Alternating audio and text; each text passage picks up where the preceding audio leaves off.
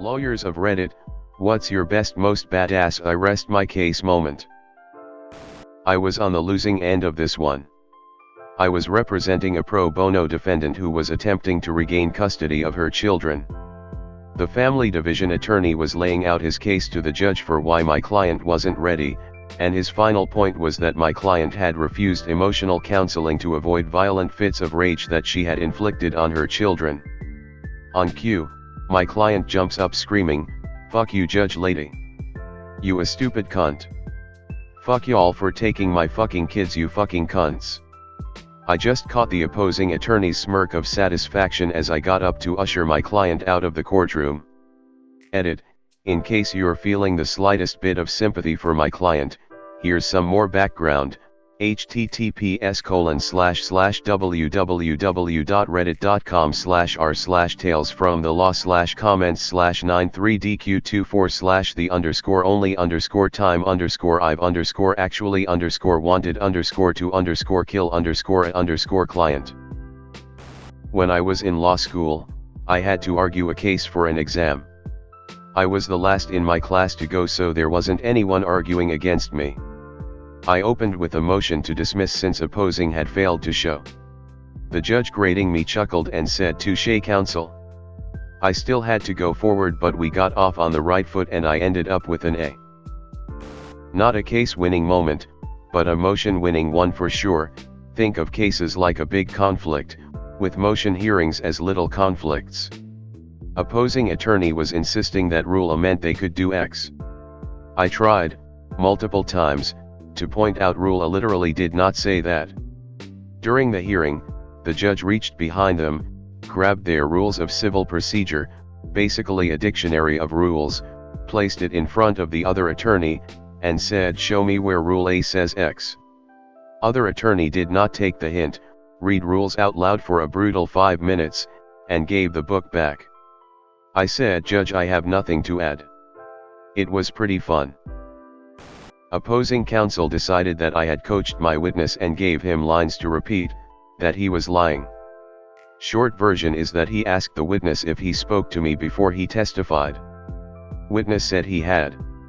Attorney looked like he thought he had me. Attorney asked the witness what I told him, what instructions I gave him. Witness looked him dead in the eye and said, "First thing he told me was to tell the truth no matter what. He said the lawyer is never the one who goes to jail, that he isn't going to jail for me, and if I lie, I'm on my own." Attorney looked like someone took the air out of him. Everyone in the courtroom simultaneously looked at me. Only time I've smirked or laughed in court. I wanted to put my feet up on the table like I was Vincent LaGuardia Gambini, hands behind my head, and say, "I'm done with this guy." I was prosecuting some kid. He had an antisocial behavior order, which meant that he was not supposed to go to a certain street. He had pleaded not guilty on the basis that he had not been there. I opened my cross-examination by holding up a map and pointing at the street. I said to him, "You went here, didn't you?" He said yes. In England, we don't say "I rest my case." Instead, I looked up at the bench, said no further questions, and sat down. It might not seem badass, but I got the defendant to admit the offense with one question. That never happens. Corporate lawyer, so I don't have cases to rest. But once opposing counsel was forcefully insisting that it was ridiculous for me to expect a certain provision in a contract we were negotiating, and I pointed out that this provision was standard in his own firm's contract forms, as I knew from several prior transactions I'd worked on across from them. Pretty exciting stuff. He took it in stride and said, jokingly, "Well, of course it's fine when we ask for it." Guy in a divorce case transferred money to the Equity Preservation Corporation. I looked at the corporate filing, there were only 2 shareholders. Knowing who they were, I asked on cross-examination. He denied knowing them. I then asked about them by name. He admitted they were his parents. I represented a company that was sued for breach of contract by a former independent contractor. Dude basically alleged that my client wasn't paying him correctly in accordance with the contract. During his deposition, dude admits that he never reviewed any documents to make sure his allegations were true, never reviewed his complaint before filing it to make sure the allegations in it were true, and had no idea whether or not my client actually failed to pay him in accordance with the contract. Basically, he tells me that he was suing my client because he didn't think their agreement was fair, even though he agreed to the terms when he signed the contract. The kicker is that he admitted that he owed my client money. At arbitration, he tries to flip his story and starts giving testimony that is the exact opposite of his DEP, so I whip out his transcript and undermine his testimony bit by bit. Needless to say, I won that case. Defendant in a bench trial for a speeding ticket said he couldn't possibly go as fast as the officer clocked him. He knew this because he videotaped himself accelerating from a full stop to the location of where the officer sat. His experiment showed his vehicle could only get to 55 miles per hour and not the 67 miles per hour he was clocked at. The ADA then moved to have another speeding ticket issued because the actual posted speed limit was 50 miles per hour. /u/don't_pm_me_breast said here. My wife and not me, and it was during sentencing. Mr. Defendant, local gang boss, you stated you are not and have never been in a gang. That's correct. Do you have any tattoos? Yeah, I have a tiger on my calf and one on my chest that says GD for life. What does GD stand for? Gangster Disciples. But, I mean. No further questions, Your Honor. But I was in traffic court one time and saw a lawyer straight up murder a cop with words. The cop had previously testified that the weather on the night of the traffic stop was heavy rain and wind so strong that the defendant could only open his window 3, and that the car had stopped on an area with very little shoulder, forcing the cop to approach from the passenger side, not the driver's side. The cop had then testified that he smelled a strong smell of alcohol on the defendant's breath. When the defense lawyer got up, he repeated what the cop had said almost verbatim and asked how he could have possibly smelled alcohol on the breath of someone on the other side of the car, through a 3 crack in the window, on a night with pouring rain and strong winds. The cop sort of opened and shut his mouth a few times, squirmed around in his seat, and said, "That's just what I always write in my log, to remind me that it was a DUI stop." The judge threw the case out. No motion to dismiss needed.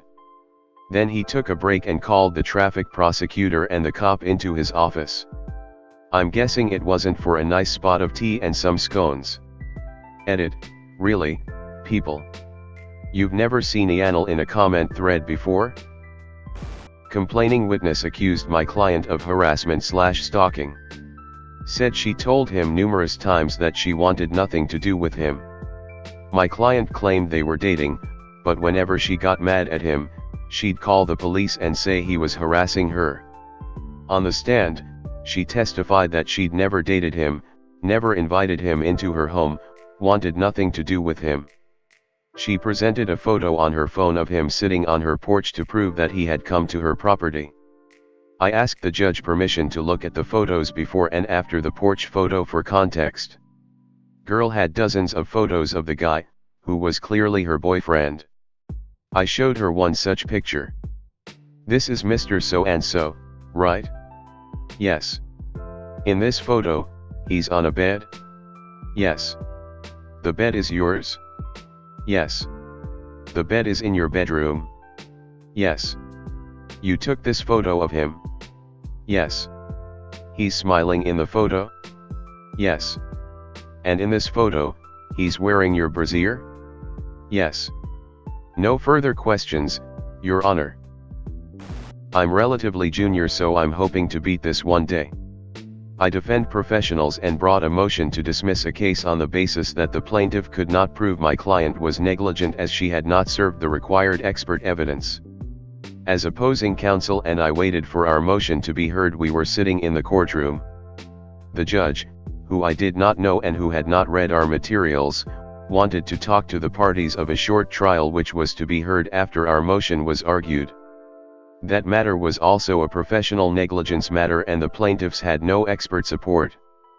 The judge then spent 10 minutes explaining that he had practiced in professional negligence for many years and was well versed in the evidentiary requirements to prove the elements of professional negligence. In fact, he said, I very rarely use the word impossible in this courtroom, but it is impossible for you to be successful without expert evidence. Our matter was then called and I reveled in explaining to the judge that he was about to hear a motion to dismiss a professional negligence case on the basis that the plaintiff had no expert evidence. I won. My sister got T-boned by a car, causing a concussion when I was younger. Long story short, we were in court with the judge, who asked the driver if he had ever sped before. No, Your Honor, I never speed was his reply. The judge asked him a couple more times if he was sure, if he never sped. Ever. The driver was adamant that he never sped and never had before. A few minutes later, my sister's lawyer gave the judge some paperwork. She read it, and said to the driver, "It seems that you have some past driving violations. Can you tell me what they are for?" Speeding. The driver had to pay medical bills for my sister.